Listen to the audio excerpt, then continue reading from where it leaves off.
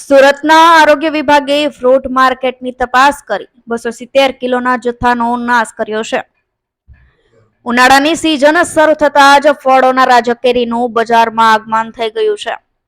વલસાડ અને તાલાળા તેમજ સૌરાષ્ટ્રમાંથી કેરીઓ સુરતમાં બજારોમાં વેચાણ માટે આવી છે, જેમાં કાર્બાઇડ સહિતના વિવિધ રસાયણોથી પકવેલી કેરીનો પણ સમાવેશ થાય છે, જે લોકોના આરોગ્ય માટે જોખમી છે. આવા સંજોગોમાં વેપારીઓ દ્વારા કાર્બાઇડથી કેરી પકવવામાં આવી છે કે કેમ તેની તપાસ કરવા માટે મનપાનું આરોગ્ય વિભાગ એક્શનમાં આવ્યું છે.